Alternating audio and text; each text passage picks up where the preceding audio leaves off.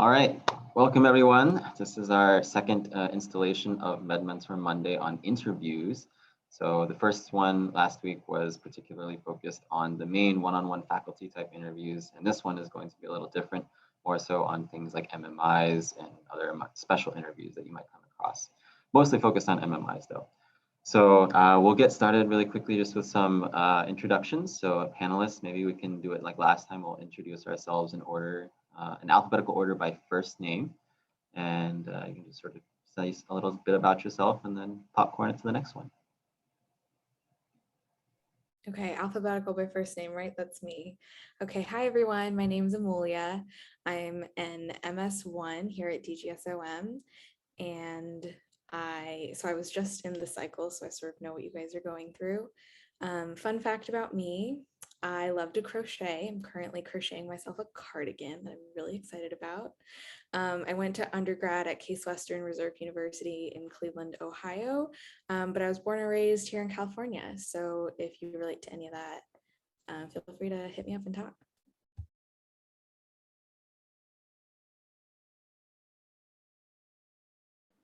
Am I next? Hi, everyone. My name is Brian.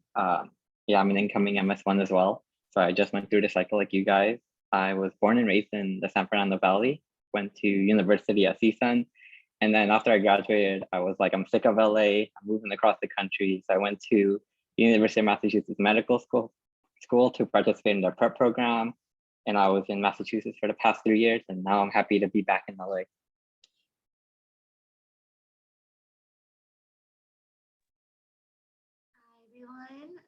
My name is Corinne. I am also an incoming MS1 at the Charles Drew Joint UCLA program. I graduated from UCLA in 2018 and I'm from San Diego. I don't know what a fun fact would be. Like Amelia, sorry, did I say that right? Yeah, okay. I like to embroider, so I'm doing that. I guess I'm next. Hi, everyone. I'm Megan. I am actually an MS3 here at UCLA, so I'm a little bit older, been around for a while. I'm originally from the Bay Area. I went to UC Berkeley and currently on my research elective during third year, so I'm a little bit more free. Not so much a fun fact, but I've spent the last 2 hours looking up some of the USA fencers for the Olympic team because it turns out they're medical students and now Olympic medalists. So really set the bar high for what med students can achieve.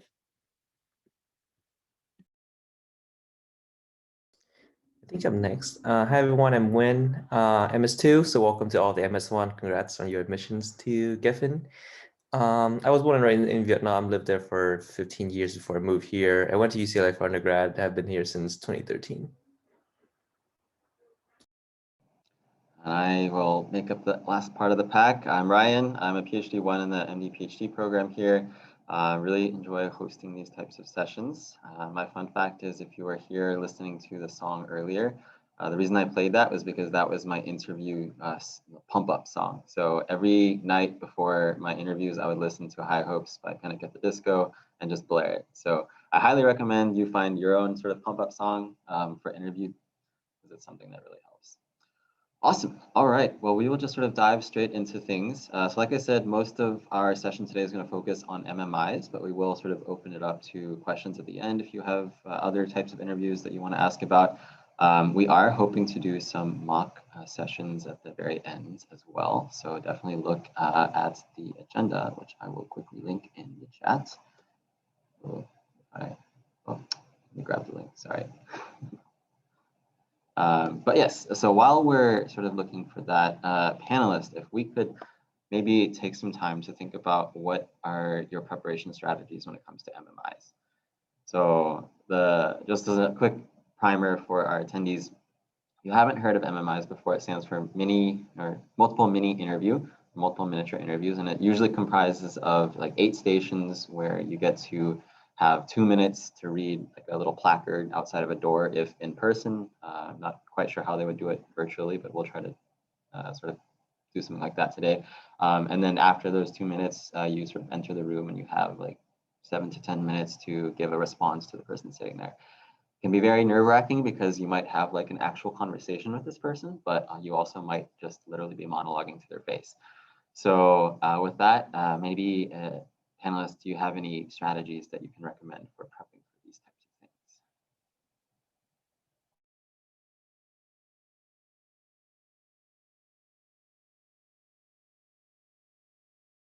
of things? I can start.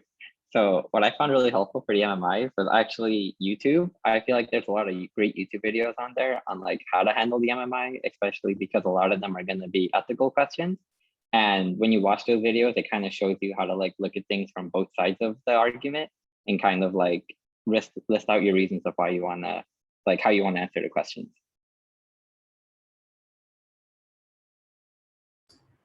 I guess I can follow next. For me, there was 3 resources that I think I recommend that you all should read. But before that, disclosure, I don't get any financial from them, so I don't know very well these. It's just my experiences. So 2 books, Multiple Mini Interviews, Winning Strategy from Admissions Faculty, and Multiple Mini Interview for the Mind Advisor Prep. They both are very detailed, and surprisingly, a lot of the questions that I got when I was interviewing, like sometimes kind of like word for word matching from what I saw in the book. So and then sometimes they change. So I think those 2 books are really great resources for you to look at.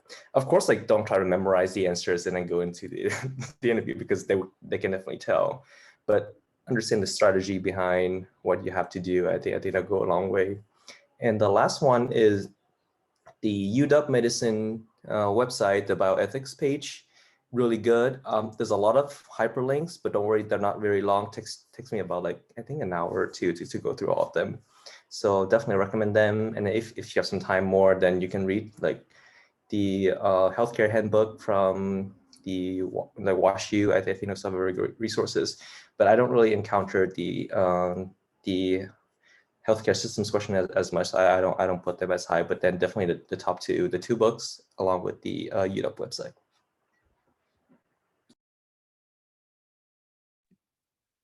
One thing that not intentionally prepared, but I did take the Casper exam. I don't know if that's a thing anymore, but I took that when I was applying to University of Michigan, and I found that that was great prep going in because it's basically like MMI questions, but you type it out. So it was a great way when I was prepping for it with their sample questions, as well as actually taking the exam to kind of think through the same type of questions and kind of figure out how I would answer them. So if you happen to need to take that, it will be a great aid as well. I was going to mention Casper as well, and I think the AAMC now has a situational judgment test. It's a really similar thing. That's also great prep.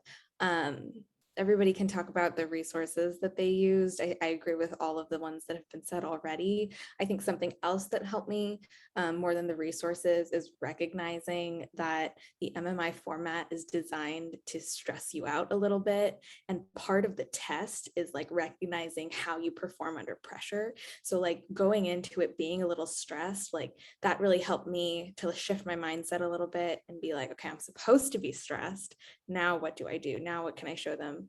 And that helped me a lot. Yeah, I agree with like all of the resources everyone's mentioned, as well as kind of like the pressure and the stress of it. I think when I was preparing for MMIs, like I had a roommate who was also applying with me. So like luckily we had each other, and like practice really does make perfect, especially kind of getting different types of questions and having someone who is already kind of familiar with who you are as a person and making sure that you are answering those questions to the best of your ability. Yeah. Yeah, I will definitely sort of underscore the stress element, but as a little bit of sort of some reassurance, perhaps in the opposite direction, do also know that these MMIs are not designed to try to like make you look bad. They are designed to be stressful, but they're not designed to make you look bad. And oftentimes they don't care so much about your answer as much as your reasoning. So even if you say something that the next applicant might disagree with, or even your interviewer might disagree with, It's more important for you to sort of show the reasoning and how you got to your answer and why you would do the things that you do. So I'll sort of start with that. Second thing is the only MMI experience that I can distinctly remember was my very first station at UCSD and my very last station at UCSD. My very first station at UCSD, I got in and the gentleman was sitting down and he said, okay, look, the MMI is just to weed out psychopaths. Take a deep breath, you're good. So I would encourage you, hopefully at some point you'll have an experience like that, but do know that the MMI is not the end all be all. It is, like many of the other application components, just a component. So one part among the whole. I guess that's a really good sort of segue into another question though. So we've talked about some of the resources that one can use to prepare for MMIs. What about sort of conceptual frameworks? There are a lot of things out there that say, oh, you need to I think I've heard of something called the STAR framework or whatnot. So did you have particular sort of structures in which you would typically respond for MMI questions? And if so, what was it?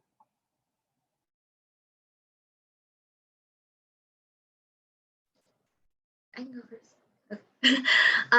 So I didn't have a necessary like framework of what I would use. Like there was no set formula of things that I used to tackle MMI questions, but I did always make sure that like within my 2 minutes, I was making sure that I was actually answering the question, because I think that's really important. Like when you are thrown a prompt, like you want to make sure that you're actually addressing what's in that prompt.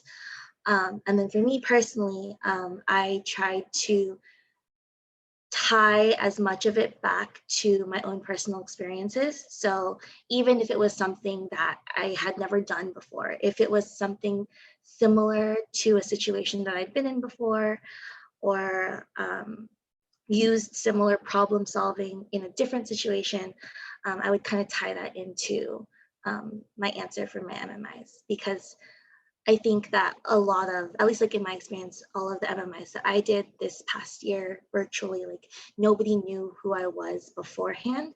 So I really had to make sure that they left at least like knowing a little bit about me, more than just like what I could answer in a question.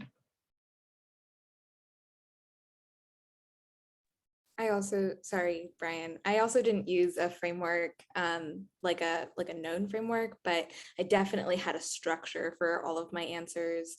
And the kinds of questions that you get at the MMIs are different. So the structure doesn't necessarily work for everything, but I definitely would. So I started with my answer, like I just flat out answered the question, gave my opinion.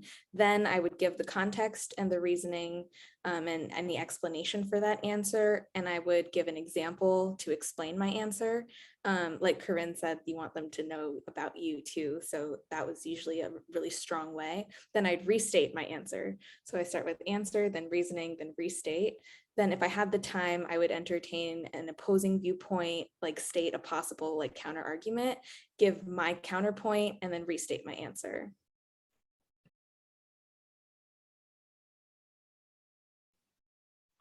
Yeah, I think they both added some really good points for you guys, but something I did was that, so before you get into like your state, like for us, it was like, oh, they would share their screen and then they would tell us like, oh, you have like a minute or two to like write any notes. And during that time, I would make sure I would write like, who are all the parties involved, how it would affect each party, why each party has its reasoning. But one thing I will say is don't get too fixated on your notes, because that happened to me during one of my interviews. And then I kind of didn't understand the question that well. So the interviewer kept asking like, oh, is that really what the question's asking? And then it kind of clicked to me like, oh shoot, I was like completely on the tangent. And then, so you got to like learn to be flexible as well.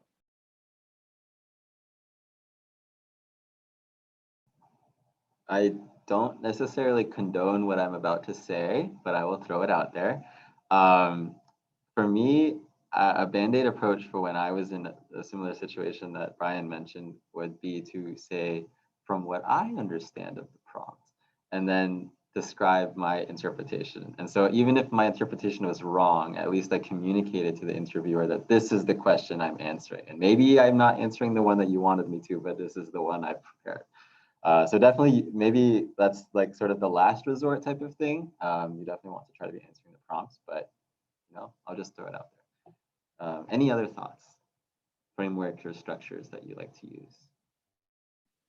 One other thing is you can ask the interviewer. Like I would, if I didn't understand, like when she said that to me, I was like, oh, what, like, yeah, I kind of say what Ryan said, and then I'll be like, oh, like, I kind of ask like, what were you thinking, or like kind of like trying to ask for direction, and then they would usually be responsive and kind of like give me like a little hint as to what their prompt is more asking. I also found that interviewers or MMIs would prompt me if I had finished what I wanted to say. If they wanted more or there's just more time, they would ask me a related question. And oftentimes that would lead to new like avenues of thought that would allow me to explore the question even more. So honestly, they were very helpful. And I don't think they were trying to stress me out. In fact, they're trying to help me for the most part. So definitely utilize that and don't feel like you have to fill up all the space, because they will guide you through the rest of the answer if need be. Totally agree. We did have some good Q&A or Q questions come in. And I think many of you can actually speak to this from experience regarding how MMIs work in the virtual setting. I think, Brian, you touched on this a little, saying that there's sort of a screen sharing and then they'll let you know the time. But maybe, are there any other experiences that you had, or is that a pretty universal experience across the board?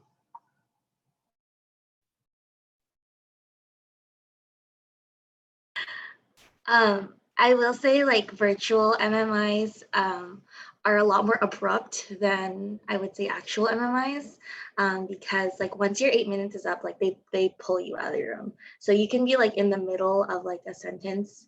In a lot of cases I was, and then all of a sudden you're like gone. Oh, okay, have to regroup.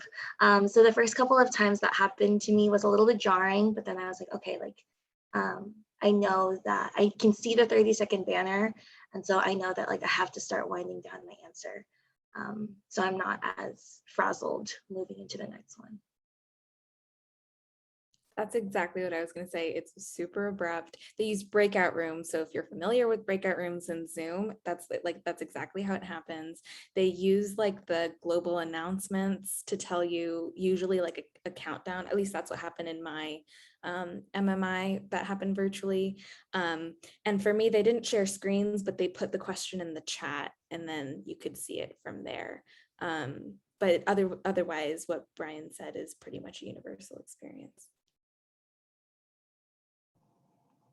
Awesome. All right. And I guess another question sort of related to some of our earlier discussions on the topic of how to formulate an answer. When it comes to an ethical question, do you have to pick like a side and stick with it? Can you sort of summarize all the potential viewpoints? What would be your opinion on that?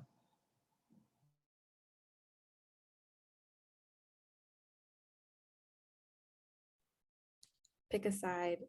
Not everybody will agree, but I definitely think that part of what they're testing you on is your ability to reason out an argument. So you can have a qualified argument, but you shouldn't be fence sitting.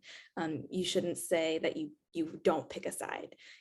Your argument can sort of be sort of centrist and like navigate both sides of the argument, but it still has to be a clear, articulated argument. At least I think that that's what they're testing you on, honestly. So mine is slightly different. I wouldn't say just pick a side, like don't hop in the interview and be like, this is what I'm doing. Like I would say, I would kind of like everything's like a condition, right? Like if this is happening, then this will happen, or if this happens, then I will do this. That's kind of more how I did it, as opposed to just like saying, yeah, I'm gonna do this, and that's it. To add to that, I would definitely pick a side, present that side, argue for it, but then also present the caveats, because no opinion is 100%. For example, if the question comes up, would you ever lie to a patient?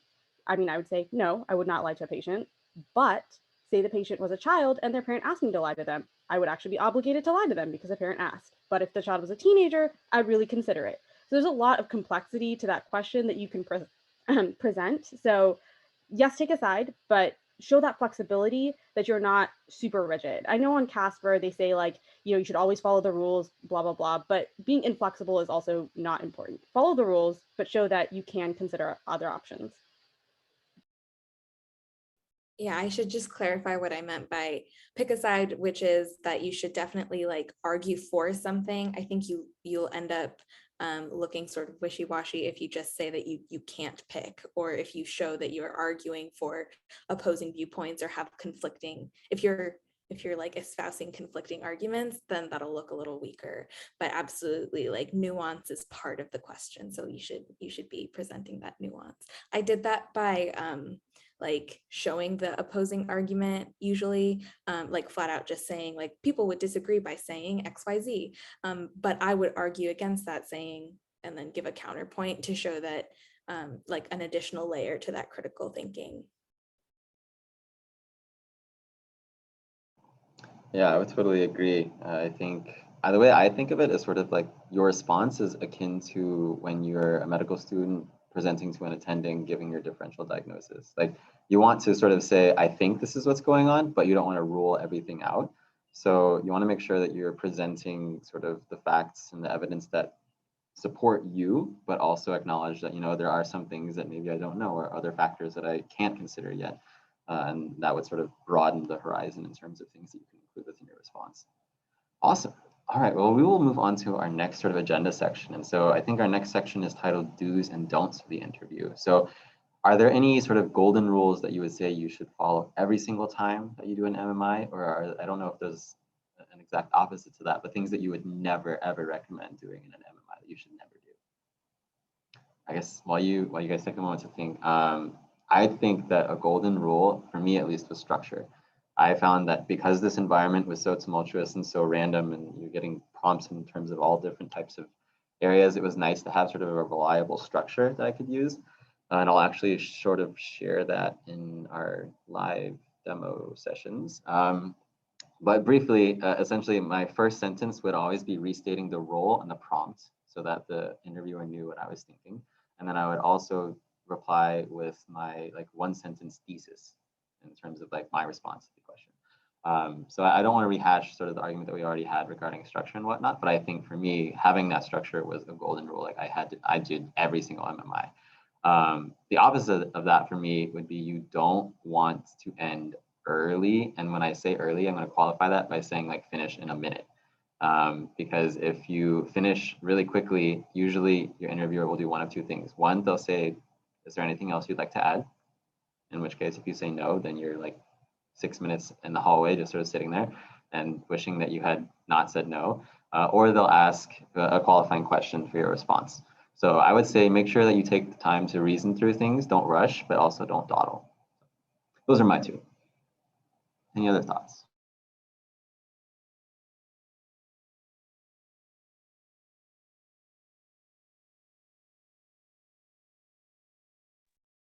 I don't really have golden rules. Like you said, this process is kind of random, but I did want to, in case that you have virtual MMIs, I just wanted to restate something that I was talking about last week with the virtual stuff. You know, treat this like you would any other interview. Like it is a different style, but still treat the interview day like an interview day. So again, you know, camera angles are important. If that means like moving your laptop up or buying a new camera attachment or something, have a good camera, dress nicely, look your best, have a light on behind your camera to sort of show your face nicely, all those things. So the same do's and don'ts about virtual interviews that we went over last week, you should also do for MMIs. This might just be a personal opinion or choice, but as far as kind of repeating the scenario or the question, I would just be cautious about it because some of them are really long and you'll waste time doing that. Am I frozen? Was I frozen? I think you're back. Sorry. Sorry, I have really horrible connection. I apologize. But as far as like repeating the question, just be cautious about how much time you take up doing it. And sometimes it's just not appropriate. Like sometimes you're in a two-person kind of situation or it's instructional. Repeating things is unnecessary and will waste time that is actually really precious. So just, you know, be adaptable with that one.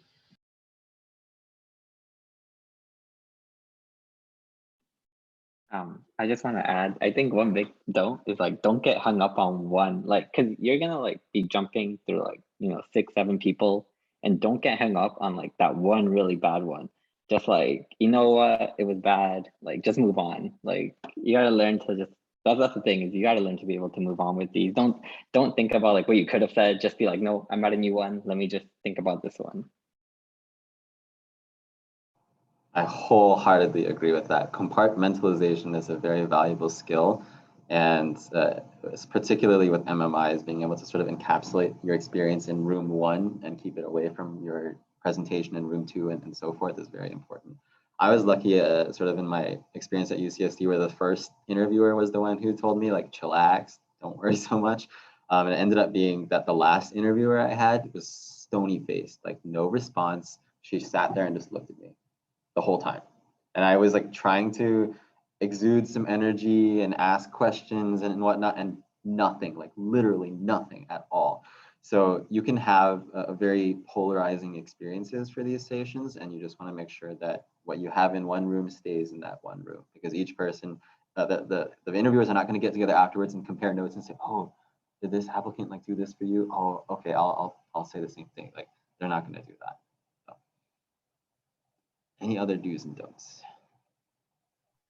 I think just piggybacking off of that, like sometimes you will come across interviewers who are very like bubbly and like they interact a lot with you, and other times they will be very like stoic and cold. So like don't let that affect, like it doesn't necessarily correlate with how you're doing in the interview. Sometimes like that's just kind of how they act throughout all of them, just to be very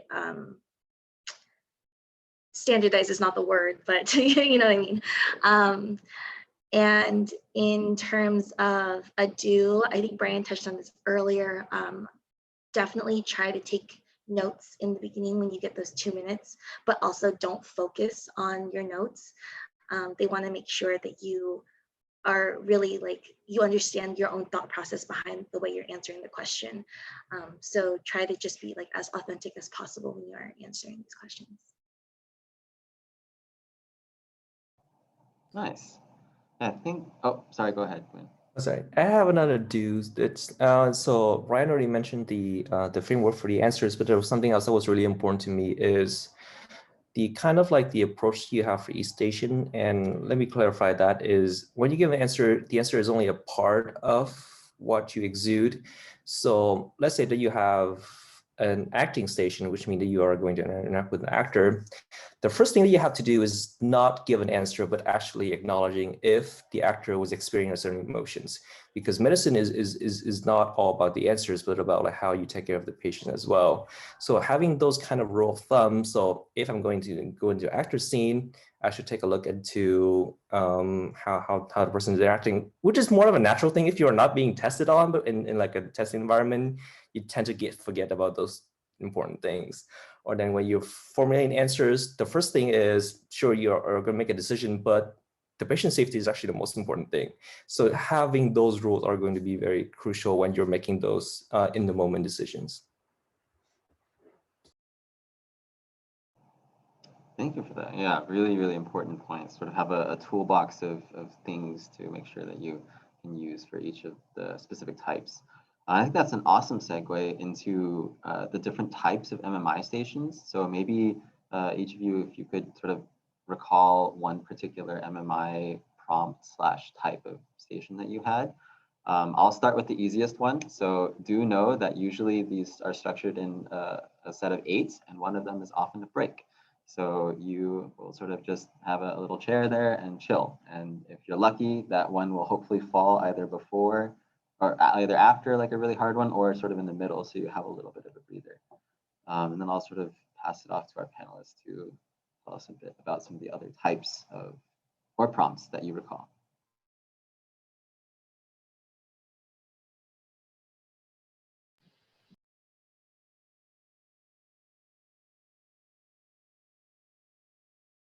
Okay.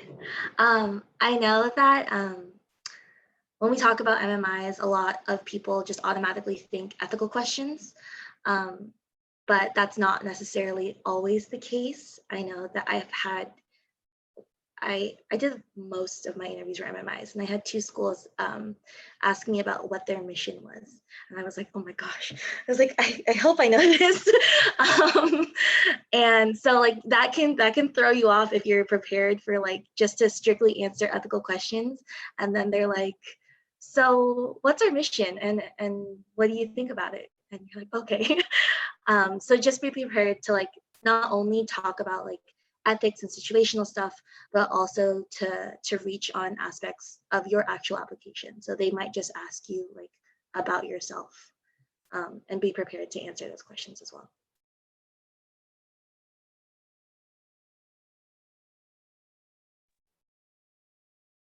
Another type of question is like the current events in medicine question.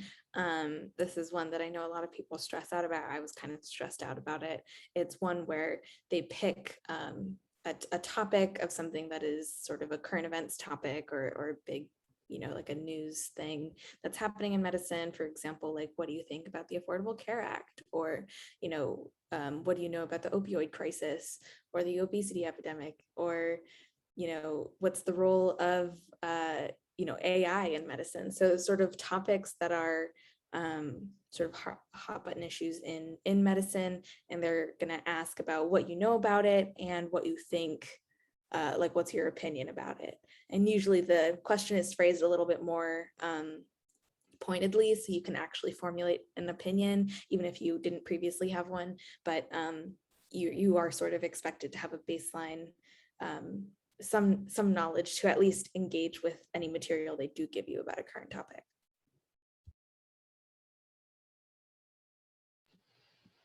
One that's always interesting are the instructional questions, where either you are providing instructions for somebody else or someone provides you instructions and you complete a task, which evaluates you on something completely different than normal questions would, but your ability to direct someone and how clear you are about instructions.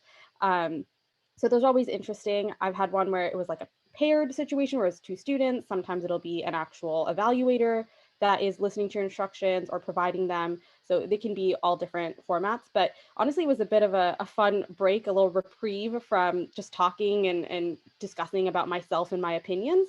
So I thought those were almost fun, if interviews can be fun when they came up.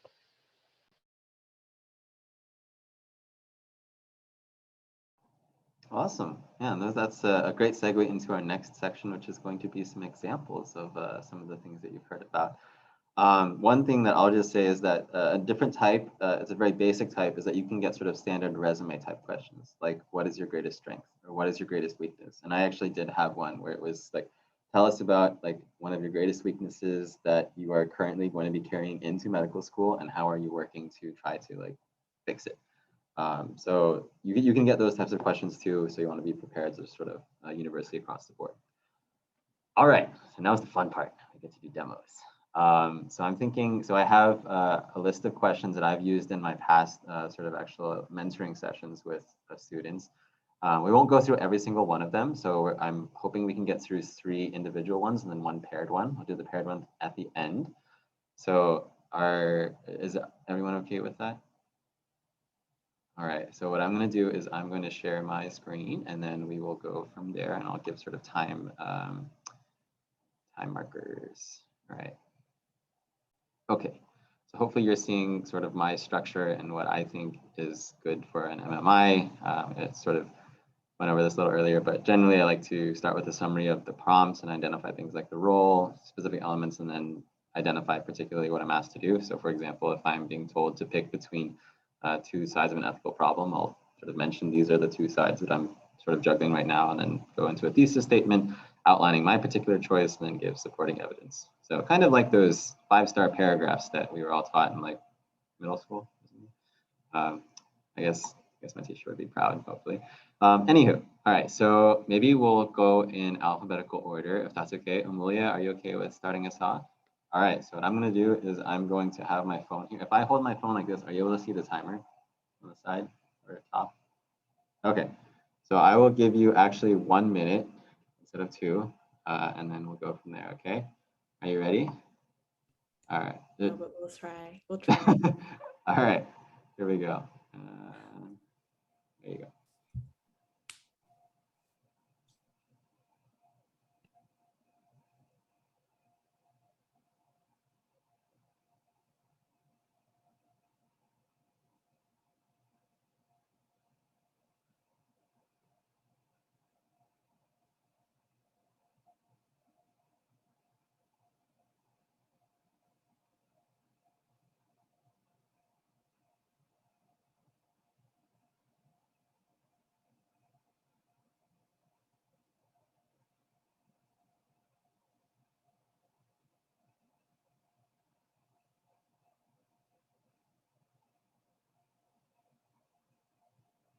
15 seconds remaining.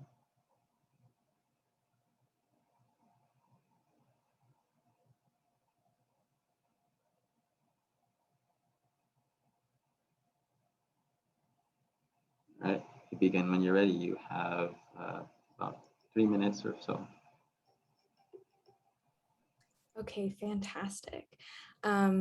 So I understand that I am working for this clinic and I have been late to this incredibly important meeting due to some unavoidable circumstances. My next steps would first be to go to the meeting. Hopefully it isn't over. It is 20 minutes late. I would try to arrive inconspicuously to not disturb the meeting. But I would participate and perform my duties to the best of my abilities once I was there. That being said, I think an important part of this question is what happens after, the conversation that happens with my boss and any other relevant parties at the meeting. You know, I think that when there are shared expectations, when I have agreed to come to a meeting on time and my boss expects me to come to a meeting on time, no matter why I may have broken that expectation, it warrants an apology. So I'd first apologize for my lateness and try to explain the circumstances that made me late. Hopefully I would have performed my responsibilities at the meeting, but if I was unable to, I would try to see what I could do after the fact, perhaps send an email to the parties who are at the meeting, or find a way for me to perform those duties that we had shared an expectation. I think that the conversation with my boss could go one of several ways, depending on my relationship with my boss, depending on how they know me. Hopefully they've known me well for 4 years. And I do have a good relationship with them, that they would understand my circumstances. But I do want to be aware when I am speaking to them that I have broken an expectation that I was supposed to be at this meeting. So to find constructive ways to once again meet those responsibilities that I needed to perform, and to meet the expectations of the other parties at the meeting after the fact is an important thing to focus on when I'm talking to my boss, and then once again articulate how I plan to make sure that this doesn't happen for future meetings. Perhaps I would leave even earlier on the bus if that's at all a possibility. And also hope that my boss shares and reciprocates some of the understanding, given that this is, some unavoidable circumstances. I think those would be my most immediate next steps, but if you have any questions about specific circumstances, I would be happy to answer.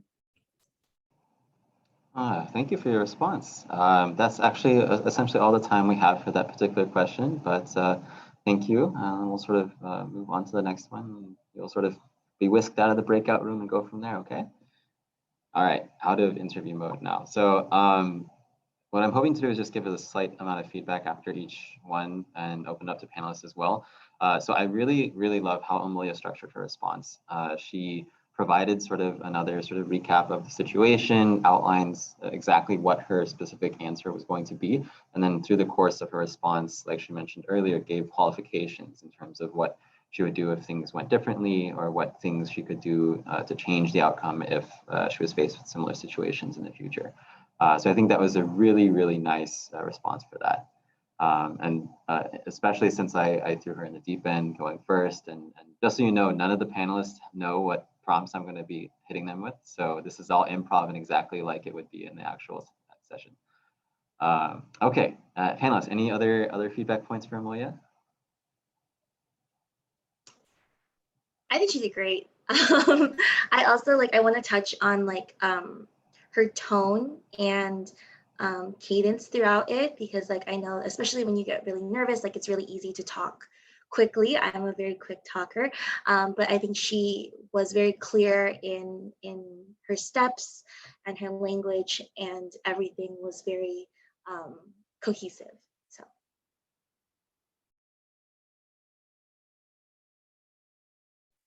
I do think I said quite a lot. Sometimes it's unavoidable. Don't get hung up on it. I'm hung up on it a little bit, but If you can avoid it, that's always a good thing. But again, don't get hung up on it.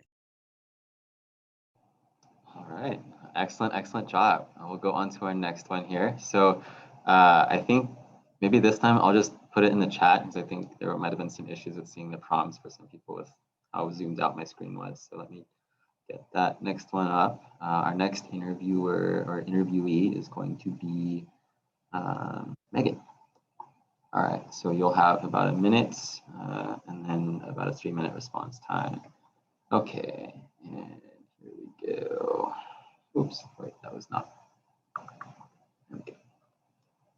Okay, there it is.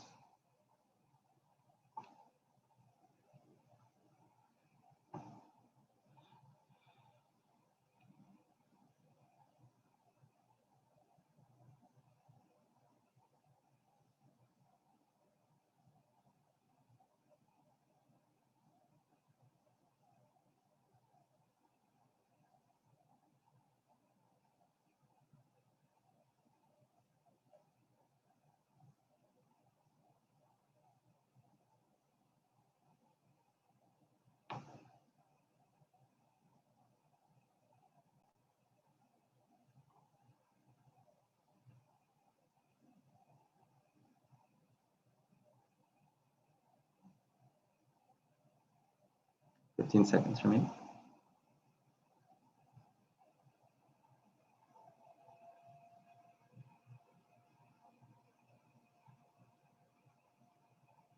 All right, you may begin when you're ready. Okay. So if I was in a situation as a third-year medical student where I thought there was more information that a family needed to know that hadn't been shared with them, and a doctor hadn't mentioned it, I would probably go to the doctor first. That would be my absolute first step in the process.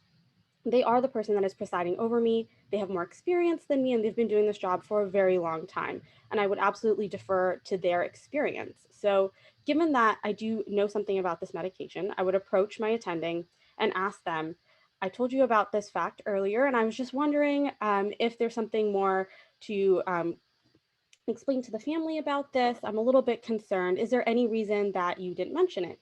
And it could be possible that the attending will say, I completely forgot. They have a lot going on and they just might have missed that one part of my presentation. They might say that in their experience, in their vast clinical experience, that this wasn't something that was necessary to tell the family. They might just say that you could go in and discuss it with them now as a medical student. So I would definitely defer to their experience. If it turned out, the situation was that they felt that it wasn't important, but I still continued to feel like this was an important fact, I could also reach out to other people on the medical team. As a medical student, I have plenty of residents, other members of the nursing team, other faculty members as well that I could always turn to if I truly felt that the situation that required more information for the family. Perhaps I have some closer intimacy with the patient. Being a medical student, I probably spend more time with them or the parents, and that has led me to have a slightly different opinion. And I think getting other perspectives on the situation would also help. So if there were residents that are also close to the family and truly felt that this was significant change and they also wanted to report it, they could either back me up in my discussion with the attending, or they could come with me to the family as well if it was decided that that was a correct move.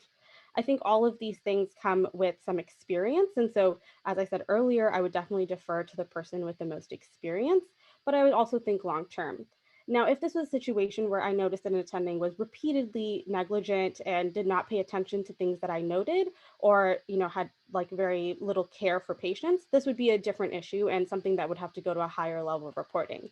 In that case, I would certainly try to report to my medical school through the appropriate channels, because I, of course, want all attendings to be cognizant of any concerns their patients have, but also be important factors in the medical education process where, they are attendings that are attending to medical students. So we'd want them very much to be looking forward to the best interest of all the parties involved. Finally, I think, given the situation, I would also just talk to the patient one more time, find out if that's really what they were feeling, give them a little bit more attention and more care. You don't know if this is a consistent thing or a one-time occurrence. And so as a person closest to the patient, as a medical student, I would just have a little bit more perspective than anyone else in the team. Beautiful. I had about 18 seconds left on the clock for a 3-minute response time. So well done. I think the first point I will lead with is I thought that was absolutely amazing. I think you're going to see amazing examples from all of these panelists, and this was no exception. Given I am a third-year medical student, though, so there's a little bit less of an extrapolation. So I will admit that it's a little bit easier for me than maybe for other people. Too modest. But so one thing in Megan's response that I actually have never heard in all of the students that I've sort of given this prompt to is the fact that if the physician is repeatedly doing this and it's sort of becoming a negligent behavior. I've never heard that element of the response before. And so this just goes to show that, you know, you can come up with different takes on things. And if the interviewer is constantly hearing the same thing over and over and over again, and your response includes this additional qualification, it will sort of elevate you in their eyes because they'll be sitting at this baseline expecting sort of the same types of responses. And then all of a sudden you're going to come out of left field and be like, oh, this is something also that we should be concerned about. And so it's going to show very, very high depth of thinking and being cognizant of sort of all the different options. So I think that was beautiful. Any other feedback points from our panel? I think that she was really detailed also without repeating herself, which I think is also really important. I think when you tend to repeat yourself, you can expose your nervousness a little bit. And I think she did a really good job of just staying on book and just getting through a really detailed answer. I thought that was a big strength. All right, we, for the sake of time, are going to move on to our next one. I apologize, we're going to dig a little bit into our Q&A time, so if people need to stick around afterwards, totally feel free. I'll be as long as anyone needs. So Win is going to be our next interviewee, and I am going to share screens and then also put it in the chat. All right, so we're going to do the same sort of scenario. You have about 1 minute for reading and notes, and then a 3-minute response time. So here is... okay, here is the prompt in the chat, and then I'll also share. 1 minute.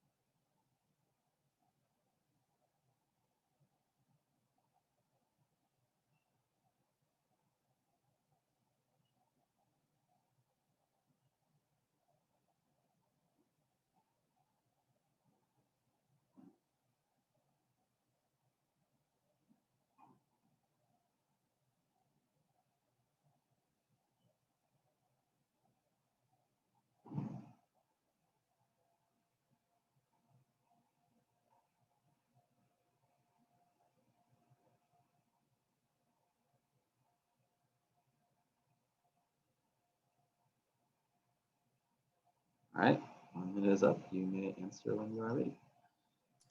Okay, so from my understanding, I'm facing with a dilemma between having a child who recently passed away and the parents are mourning in the room versus trying to find a resource for a patient who is coming in following a car accident and is bleeding out and needing a lot of bed and room for adequate care.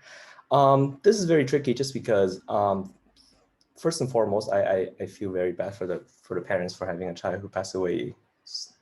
I mean, quite suddenly for them, especially in the ER in the circumstances. So this is, for me, it's a balance between how do we mourn with the patients who were taken care of and having the duty as a physicians to help save lives on the other hand. So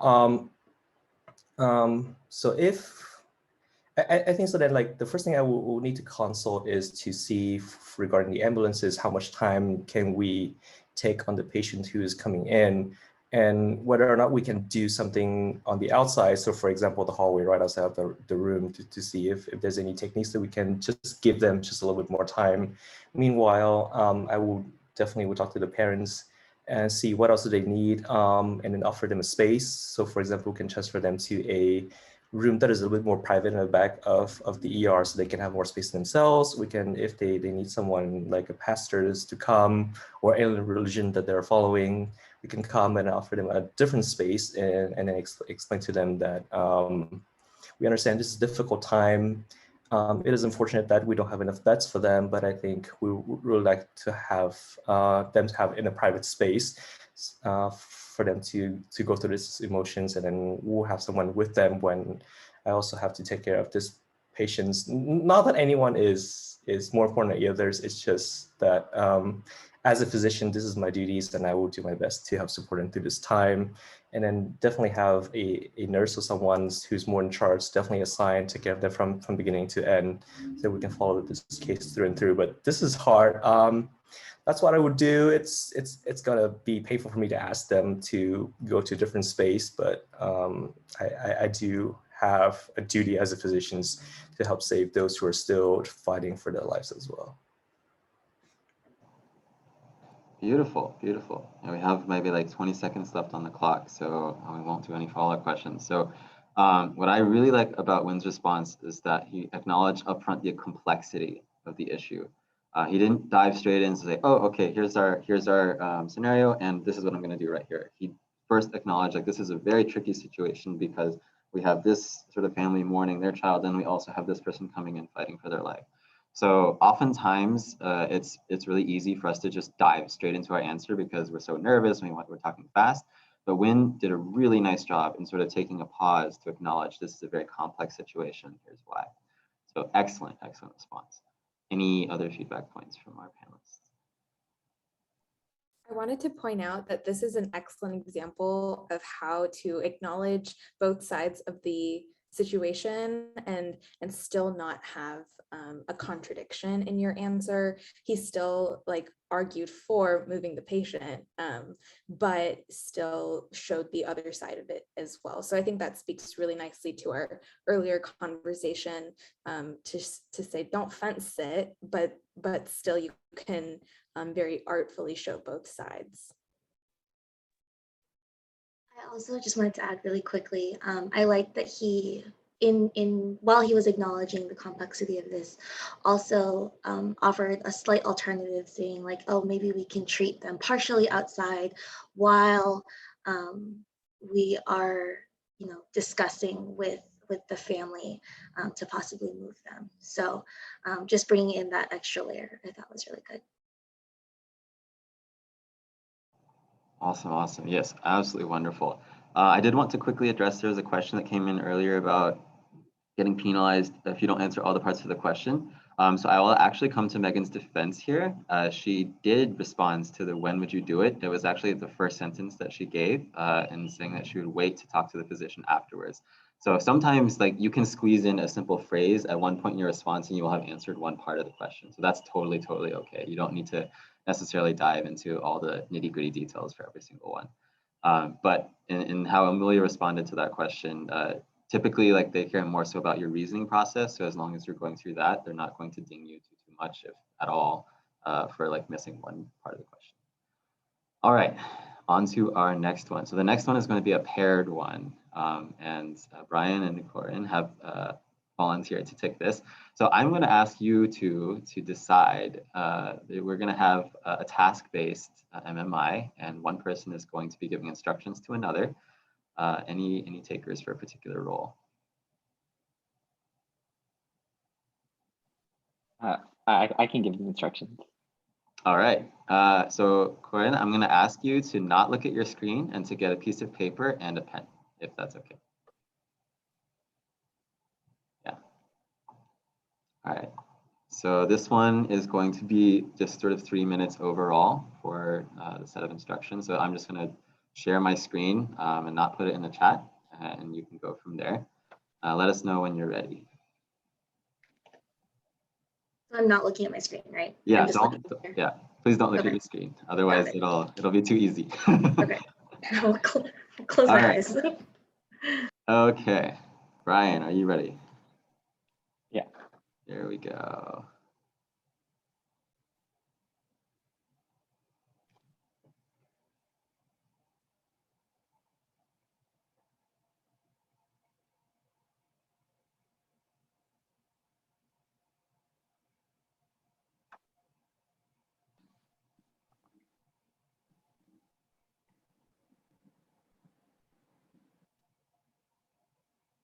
Oh, am I starting?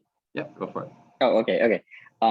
So okay, so we're gonna be drawing an animal, and okay, so the animal has 2 arms and 2 legs, and it's standing on its legs, and it has, okay, so it's like separated into 3 parts. So there's the head, the body, and the tail. And kind of what I want you to do. All right, so we'll start with the head. And what I need you to do with the head. Okay, so it kind of has like, I would say kind of not really an oval, but it's kind of like, okay, so the top part's like an oval, but then it closes down into like a triangle. And then it has 2 eyes in that head. So on the left quadrant, it's kind of like the face of the animal isn't fully, it's kind of like a side portrait, a little bit of a side portrait, but not too much. So its left eye will be like 3/4 of the eye, while the right eye will be the full eye. Okay, so for the left eye, it takes up about 1/3 of that face region, and it's just gonna be like maybe like half a circle for the left eye, and then a full circle. But the circle is again kind of like the shape of the head, where it's like an oval, then it points down. It kind of makes like that little triangle. So it's like the first top half is a triangle, the bottom half is, the bottom half is a triangle, and the top half is the oval. And then you want to give, 2 ears on top of it, but remember it's like a side portrait. So one ear is going to be it's just little triangles for ears. So a little triangle on the top right half of the head, and then another little triangle on the very left of the head, but this one's going to be much smaller because it's a side portrait. And so, okay, so when you drew the 2 eyes, you want to draw lines that kind of connect the 2 eyes at about, like at the very top of the eyes, draw like a little arch that connects the 2 eyes. And then halfway through the bottom, you're going to draw another arch that connects the 2 eyes. And then you want to connect those 2 arches that you drew with the line right in the middle of them. Lastly, you're going to need a final arch at the very, I'd say at the midpoint. Real quick, sorry, is the line connecting them vertical or horizontal? Yeah, vertical. Okay. Yeah. And then so now we're going to draw a line that kind of connects the middle of the right eye to, we're going to draw upside down arch. Upside down arch that connects the middle of the right eye to the left? Yeah. Got it. All right, that is Smiley time. face? I actually never had any of these for my MMI, but I'm so glad I did it. Okay, so so I guess before we dive into it, can we see the artwork? I honestly, this is really bad. I'm sorry. I have no idea what was going on. That's pretty good. That's way better than I could draw. Did you see what he was describing? No, I didn't see Okay, let me it. show it to you really quickly. Okay, so this was the animal. Oh, okay. Okay. No, I get what you mean now. I was like, I don't know how to draw things in side profile, so I have no idea how to do this. All right. Yeah. So I actually have never had one of these types, but I think that this one is always really fun because you're like Megan said earlier, the team one it's a different flavor of the interview, so you get to do something different than just sort of spouting out your opinions on ethical questions or the like. So what I liked about this was that Brian sort of was very methodical in his approach. So he started sort of from the outside, gave big picture details, and then started working his way in to describe some of the smaller elements. And Corinne gave questions. Like when there was a confusing point, she wasn't afraid to speak up and say, oh, wait, I didn't quite catch that, or that didn't quite make sense. So it was a very, very good way for both of them to tackle this issue. Nicely done. Any other feedback for it? I also thought it was, I don't think that there's one right way to approach this. So I think that there are other ways that Brian could have given instructions and still been wonderful. But particularly what I liked about his approach was that it was clear that he was putting himself in Corinne's shoes. He was going line by line. He wasn't necessarily describing like the animal and then giving Corinne like her her imagination to just draw the picture. He was going like, if I were drawing this, what would I start with? Okay, I'm going to start with the head. First, I'm going to draw the oval and then the triangle. So it's clear to the person who is proctoring this that Brian is able to put himself in somebody else's shoes. So that's like a really interesting thing that's come out of this station, that Brian didn't say anything to that effect, but it's still something that we understood about him. So I thought that's really interesting. Obviously, like you didn't have to do it that way, and you could still show something else about you, but this is something that Brian showcased about himself, which is interesting. I also think that this kind of question shows both parties' patience. And I think it's one of the biggest evaluations that happen during these questions is that you don't get frustrated, that you stay calm, and that you are friendly with someone that is a complete stranger to you. Because, med students have a notorious reputation for being a little hard to get along with. So if you can show that you are someone that is easy to get along with, I think that goes a long way. Yeah, to go along with what Megan said, this is what I heard. There was a school who interviewed people who are given instruction, and then let's say they give this picture, but then the set of instruction was complete for a different model. And then somebody didn't realize that it was the wrong instruction until the end, and they flipped. So yeah, don't do that in an interview, because it's easy for emotions to get you during those high stress moments. Besides the point, so I really like how Brian didn't really care about finishing the entire thing. He was just going through things methodically, which is nice, as Ryan mentioned. Something that I particularly like to add when I was doing these things is it would be nice if you have points. It's only 3 minutes, which is kind of short, but it would be nice if you have time so you can say, describe to me what you see, or then repeat after me, or you have done kind of. So then, for example, if you're Korean and you're in that situation, then you'd be like, okay, so I finished drawing the ears on the left side, kind of like closing the loop on communication, which is one of the things that we teach a lot in medical school, is if we give order to someone, ideally they will repeat back to us. So have those sort of closed loop communications, sometimes check in with them. Is that clear? You have any questions? Describe to me, like if you assemble something, describe to me what you see, and just follow along the way. I think that can go really far. That's just my take on that. Totally agree. I want to give a massive round of applause to all the panelists. You did a phenomenal job with your interviews that I gave you. And just to sort of repeat to the attendees, I did not tell them at all ahead of time that they were going to be doing this or what the questions were. So this was exactly recapitulating the experience that they would have had in their MMIs. Hopefully, maybe not that particular question with drawing a Pokemon.